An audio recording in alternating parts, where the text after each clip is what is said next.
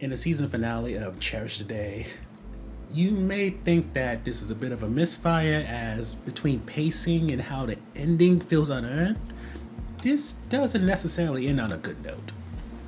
So, for the first topic, it's pretty simple. Sunday has finally found a nurse for Envy, and her name is Donna, and she has Envy down to a point where she could even teach Sunday how to engage with him rather than try to handle him. And this creates opportunities for Sunday to really start focusing on other things. For example, it's not clear how much time has passed, but she found someone to manage her restaurant back in Atlanta. So this allows her to focus on creating a second one over in New Orleans, which she's going to do with Ellis. And with not having to worry about Envy to the degree she had to before, she can now really focus on opening up this place, working with Ellis on how the place is going to be designed, and truly start a life with him. So the second topic deals with Anastasia's wedding, and it starts off a bit awkward, even a little contentious, and then it gets to a point where it's kind of like, you can kind of imagine that if some people said the right thing or the wrong thing, depending on how you look at it, that wedding could have ended then and there. So let's start off with Danny. Danny and Ellis have a conversation where Danny pretty much apologizes for how things went down that led up to the wedding, but being that he's happy about finding his bride and all that, he's not remorseful. He doesn't necessarily take on a massive guilt, but he does apologize for how things went down. And Ellis is pretty much at that point where it's kind of like, his main focus was on the kids. All this other drama is kind of like whatever. And as we've seen multiple times in this show, rather than fully address and handle the situation, much less the emotion and pain involved, instead things are brushed off and, pushed to the side so that people can move on. That works when it comes to the Danny situation. When it comes to Everly, not so much. Everly doesn't really want to be part of her mom's wedding, and I don't know if that's because of loyalty to her father or because she doesn't really want to celebrate, her family getting broken up by not only Danny but Anastasia and, Ellis just kind of letting it happen. And I use that term, letting it happen, for reasons we're going to in a little bit. But point is, Everly is ready for some action. She starts off by wanting to wear the wrong type of sneaker, or even wearing sneakers at all to her mother's wedding. But luckily Ellis, he came up with some shiny sneakers for her to wear, so, that gets handled. However, Everly not wanting to wear a flower crown like Bree is becomes the next issue, and with the back and forth that happens, Anastasia kind of gets into that do as I say type of mindset, or even having Bree go get Ellis to handle his daughter. And with that kind of reaction, Everly's off. She doesn't go off, she just walks off. And Sunday is the one who finds her, and it seems Sunday might be one of the first people, or maybe first adults, who give Everly the space to really talk about how she feels, and maybe even like clean the wound, rather than, as we see with so many situations with the adults, where there's just a bandage put over it and then people are shoot off. Everly goes into how she saw her parents' marriage dissolve, how she saw her dad deal with it, how she felt helpless in all of it. And now with Jesse cheating on her, there's kind of this feeling that, she's going to become like her parents or deal with the same things her parents have. And it's devastating for her. And Sunday does her best to try to, reassure Everly, try to make her think of it as it's going to get better. Because at that moment in time, it was getting better for her.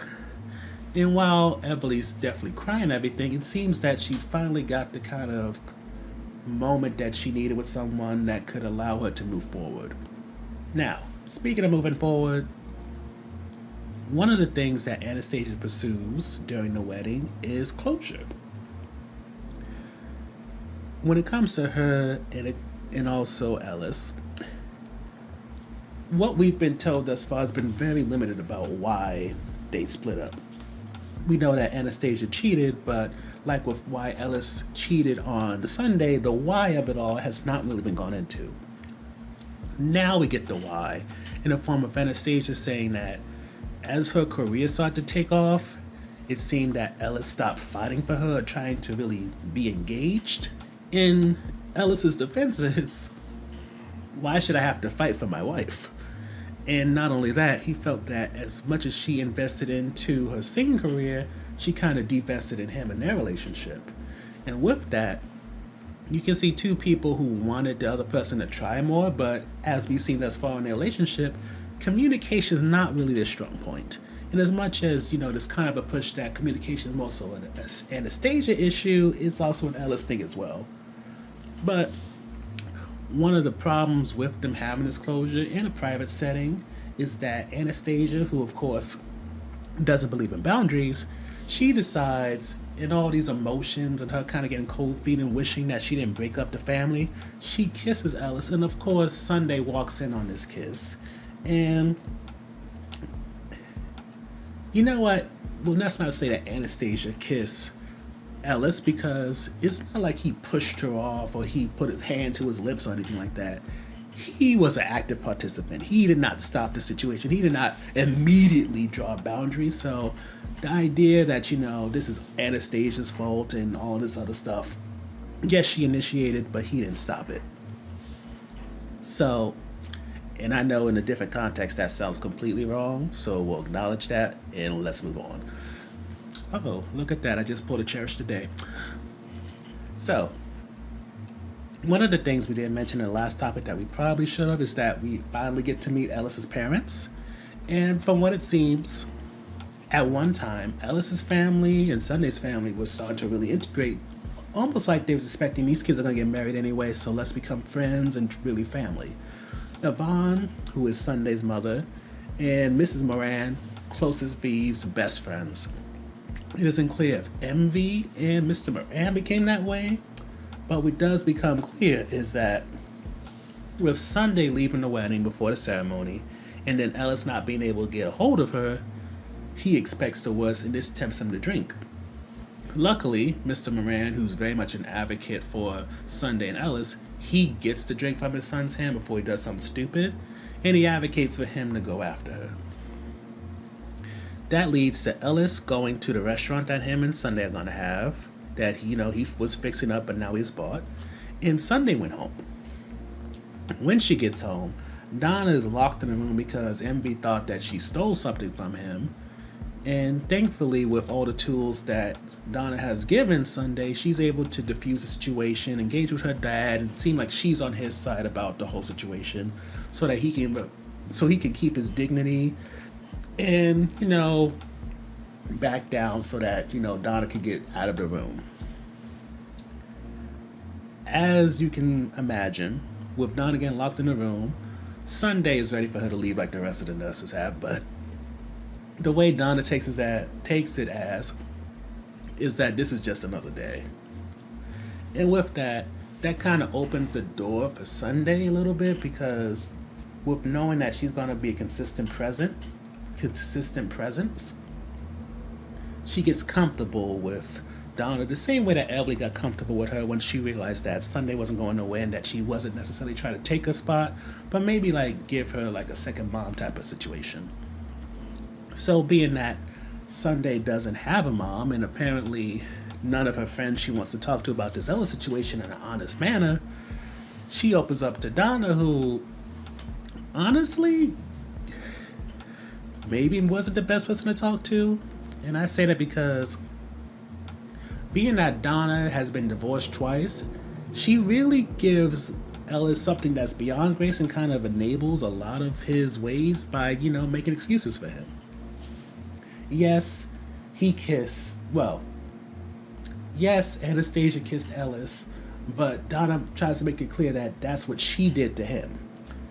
And then, Donna starts rolling off all these things that Ellis has done or is what makes him likable, like the way that he looks at Sunday, the way that he comes over and spends time with Envy.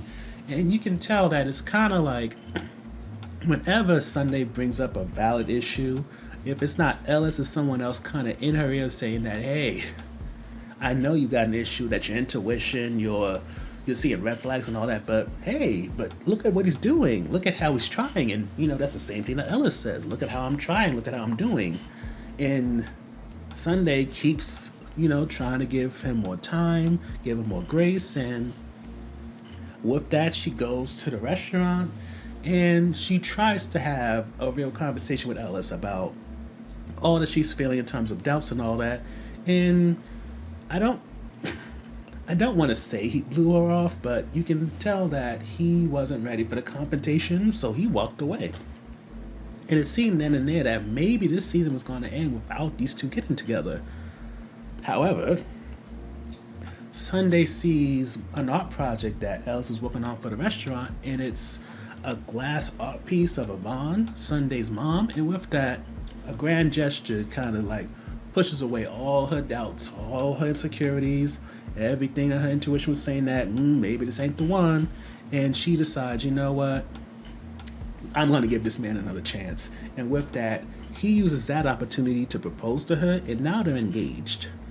So it seems that we're left to believe that despite a slew of issues that remain unresolved, these two can potentially be together forever, or maybe at the very least, that love is supposed to push you past any doubts, any fears, and if you're able to allow love to guide you and drive you, you can find the one. So the first highlight is just the whole situation surrounding Everly. To me, Everly might be the only character that truly got a proper, genuine, realistic arc. She's introduced to us as a teenager who's very moody, who potentially could feel like she's being replaced, and that's kind of the cause of her issues, especially when it comes to Sunday. And as things go on, you just kind of notice that, Ellis is trying, Anastasia's kind of about it, and that further helps you understand why Everly is very much a daddy's girl, because her mom doesn't present herself as a real, option. And with this episode, you see that Ellis, knowing his daughter, knew that she would probably want to wear some sneakers and she wouldn't want to wear heels or anything like that. So he got her a shiny pair of sneakers to make sure that that's one less issue that can cause any type of drama during the day. Anastasia, on the other hand, she showed two signs that she was definitely not someone who knew how to communicate or really engage with Everly. The first was the flower crown. Bree is into that bubbly, girly stuff. Everly, while still to a certain degree, willing to be girly, probably for the right person or right situation, is not going to be for her mother's wedding, because they still have unresolved issues, because like Ellis to Anastasia to Everly, they don't have that type of communication, and they really haven't dealt with a lot of their issues regarding things that happened in the past. But the problem is, when it comes to Anastasia and Everly, Anastasia has the benefit of being the parent, so she can have this do as I say, not as I do, or try to use her power in the situation in order to try to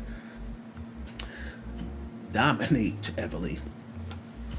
And I'm not saying that Anastasia should be disrespected, just like Sunday shouldn't have been disrespected at that dinner.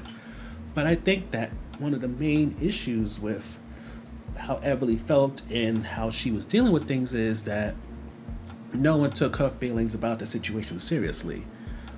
They seemingly, and this is how I'm processing it as I speak, I think when it comes to Anastasia, she thought that Everly should be like Bree and just be rolling with the punches and just be happy for her, rather than understand that, hey, I just blew up your entire world by destroying the family unit that you knew. I quickly got with this other man, abandoned you in the process, and never mind the fact that I abandoned you, I also abandoned your father for a career in a man who you was just getting used to. Well, the career she was probably just getting used to, and maybe Danny to a point, but it's a lot for somebody who, I don't remember how old Everly is. She's like 13 to 16. And yes, I know that we kind of have this idea that, kids are very resilient and all that, but they're resilient because they have to be, not because they necessarily want to be.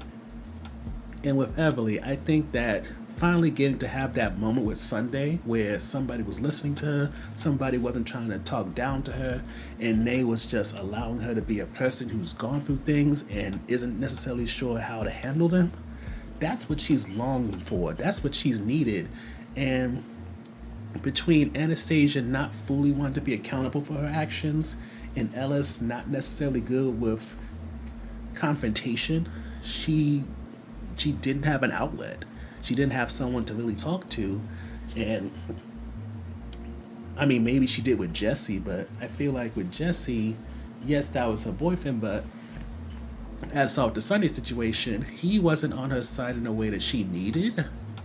And that made it so she probably closed off to him a little bit. But with Sunday, again, she created the space to be messy, to be unlikable, and not get rejected in the process. And that's something that Everly needed. It allowed her to really open up and even cry a bit, like she probably needed to for a while. And even to wrap this up, get the reassurance she needed that just because her parents didn't work out, just because she can probably see that when it comes to Danny and Anastasia, maybe also Sunday and Ellis, they may not work out, that doesn't mean that she's doomed to have the same issues.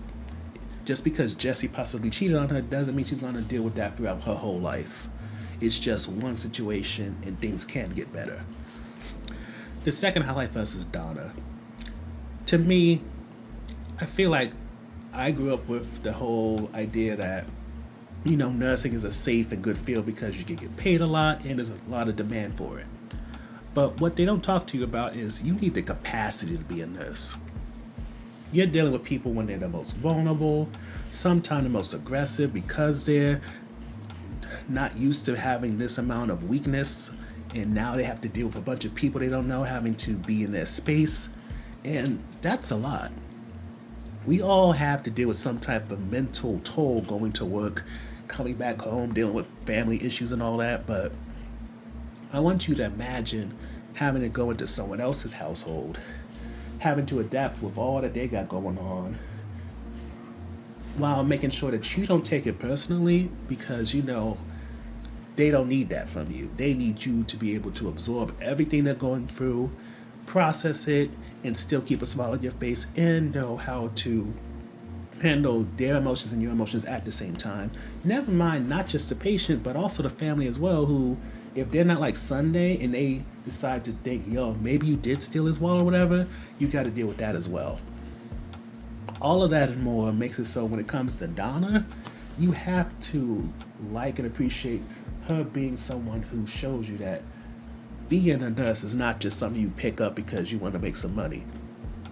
It's something that you have to develop skills for, something that you may need to have like innate gifts in order to do. And when you also add in the fact that she's not just good at her job, but she's able to teach Sunday different ways so that she's not trying to handle MV, but engage with him, empower him even.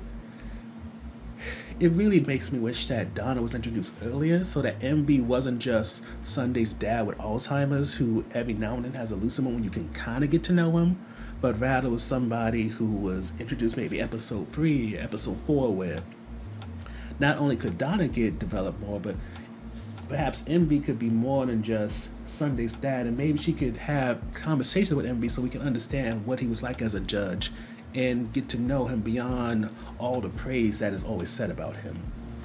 So when it comes to the low points, I think the simplest way to put it is, this episode showed that this whole season was far too rushed. Ellis and Sunday getting together, that showed that this season, and maybe it's because Warner Bros. And Discovery Plus were merging, so that could have affected the budget or something, but in my mind, too much just got pushed aside, rolled over, however you want to put it, and we did not get to see genuine human connection or real good character development. I mean, let's go into the Ellis and Sunday thing.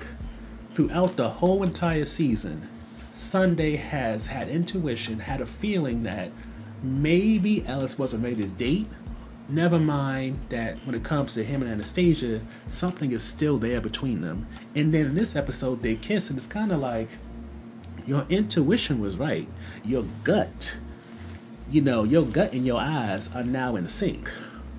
So for him to be able to, with another sweet talk moment, and now this gesture of, making this beautiful art piece of Yvonne, it feels like we're still rushing through things, and the whole love conquers all, get pushed through all doubt and all that. Very sweet, very good thing for a book, but to see it in action it just doesn't click. And following up with that, and that's going to be the second little point, is that Ellis's parents showing up and us barely getting to know them felt like such a disservice. But at the same time, as just noted, when it comes to Envy, it's not like we really got to know him either.